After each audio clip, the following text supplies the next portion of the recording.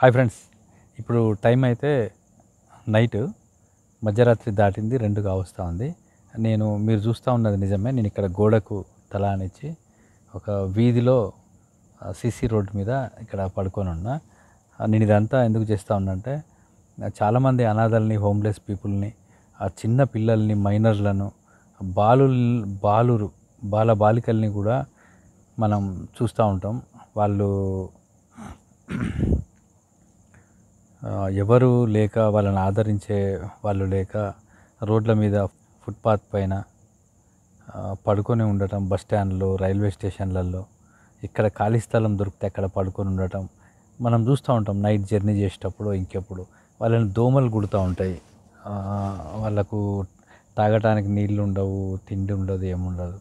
వాళ్ళ పరిస్థితి ఏ విధంగా ఉంటుందా అని నేను కనీసం కొన్ని గంటలైనా సరే ఇక్కడ మురుగు కాలువ పక్కన పడుకోలేస్తానా అని అయితే ఒక చిన్న ప్రయత్నం అయితే చేసిన.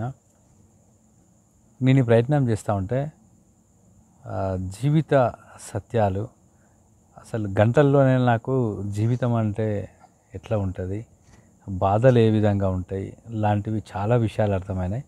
నిజంగా కాలువ పక్కన, మురుగు కాలువ పక్కన ఇట్లా రోడ్డు మీద పడుకోవడం అయితే చాలా ఇబ్బంది అనే చెప్పాలి. అసలు నిజంగా వాళ్ళు ఆరోగ్యంగా ఉండి ఉదయాన్నే లేచి నీళ్ళ కోసం, తిండి కోసం వాళ్ళు సాగిస్తూ ఉన్న పోరాటం నిజంగా నేను హ్యాట్సప్ అనే చెప్తా. మనమైతే కనీసం ఇట్లా కాలువ పక్కన పడుకుంటే ఒక్కరోజు కూడా పడుకోలేము. ఇక మనకు ప్రపంచంలో ఉన్న రోగాలన్నీ మనకే వచ్చినట్టు ఫీల్ అవుతాము. ఆ జ్వరము, ఈ జ్వరము, ఇక మలేరియా, అది ఇది అని చెప్పి రకరకాల టెస్టులు చేయించుకొని వేలకు వేలు ఖర్చు పెట్టుకోవటం అయింది.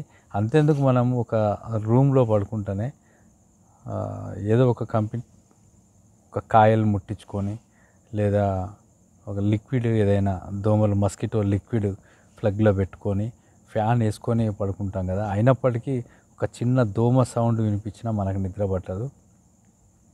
మరి అట్లాంటిది ఇట్లా కాలువల పక్కన పడుకొని రోడ్ల మీద పడుకునే వాళ్ళ పరిస్థితి నిజంగా ఒకసారి ఆలోచించండి ఫ్రెండ్స్. నేను ఊరికే చెప్పట్లేదు. మీరు కొద్దిసేపు అయినా సరే, మనం పస్తులు ఉంటాం, ఉపవాసాలు ఉంటాం, ఆకలి బాధ మనకు తెలుసు, సర్వసాధారణ విషయం. మన దగ్గరికి భిక్షగాళ్ళు చాలామంది వస్తూ ఉంటారు, వాళ్ళకు సహాయ సహకారాలు చేస్తూ ఉంటాం.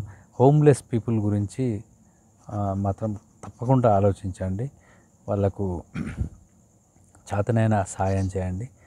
వీధుల్లో ఎక్కడైనా పడుకున్న వాళ్ళకు మీకు తోచిన విధంగా మనలాంటి, ఇప్పుడు మన తెలంగాణలో ఖమ్మం జిల్లా, ఇట్లా భద్రాద్రి కొత్తగూడెం జిల్లా, ఇట్లా కొన్ని జిల్లాలలో హోమ్లెస్ పీపుల్ తక్కువే ఉండొచ్చు.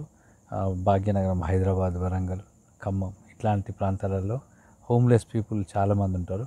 వాళ్ళు ఎక్కడైనా కనబడితే మీ ఏరియాలో కానీ, మీ వీధిలో కానీ, మీ ఊర్లో ఎక్కడైనా వాళ్ళు కనబడితే కనీసం వాళ్ళకు మీ చేతనైన సాయం చేయండి. వాళ్ళకు దుస్తులు, చెద్దర్లు లాంటివి అందించండి.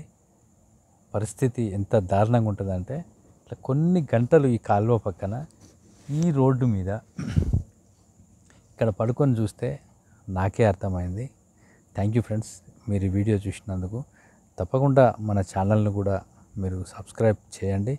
ఇంకా ఇలాంటి మంచి మంచి వీడియోస్, ప్రజల సంబంధాల గురించి, ప్రజలు ఎదుర్కొంటూ ఉన్న సమస్యల గురించి మంచి మంచి వీడియోస్ అయితే నేను చేస్తూ ఉంటాను. తప్పకుండా నా వీడియోస్ చూడండి, నన్ను ఆదరిస్తారని ఆశిస్తూ మీ సొలొమోన్.